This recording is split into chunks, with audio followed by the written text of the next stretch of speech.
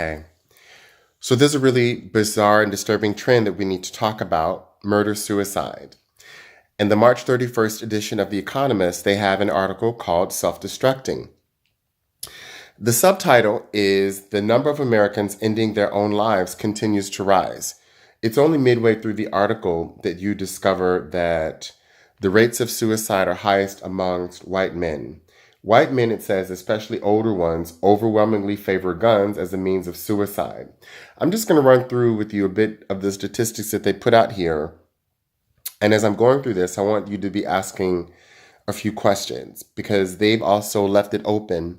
Why are white men in America so suicidal? They found that, for example, rural counties are 78% higher than in big cities, suicide rates. They found that white men kill themselves is nearly at 3 times the rate of Black, Hispanic, and Asian men.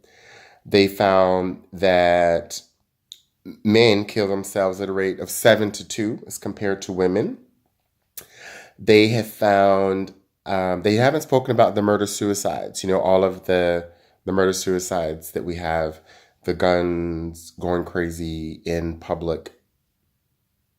Now, what I want to ask about this is if guns are so effective, not only helping people commit suicide, but even when people try to commit suicide, the article says that there are 83% of attempted suicides by guns are successful. 83% as opposed to 61% by hanging and only 1.5% for intentional overdoses. Now, granted, there are many ways that we can talk about, are these statistics valid? Like, how can you prove that someone intentionally tried to kill themselves with an overdose, given the rapid rage in recreational drug use? I would suspect that these researchers have sifted out some of those. What concerns me is that, for example, our discussion about gun control in America doesn't talk about the fact that suicides are twice as many gun deaths in America as homicides. So the real issue with guns is suicide, not just homicide. The real issue is the tendency. What about our modern society tends to lead this identity group towards suicide?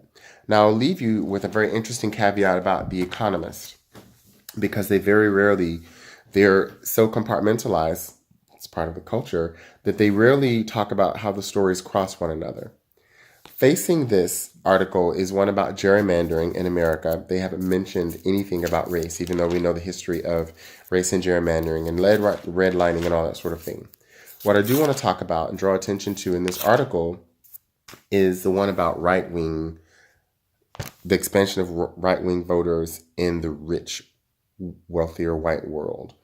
And while they say that economic deprivation and the economic crash of 2008, 2009 is not responsible statistically for this rise in suicide, I want to submit that if you put these two articles together, because both of them seem to say, we don't know what's going on. Why are they so anti-immigrant and the rise of women, and they'll defend, gay people as long as they're saying we're better than the Muslims. But then when it comes to actually defending gay rights, they have nothing to say. And so all the ironies and nationalism that you're seeing across all these places where white men are committing suicide. Is there a correlation between the expansion of freedom and presence of non-white peoples sparking a backlash that people don't know what to do with or deal with?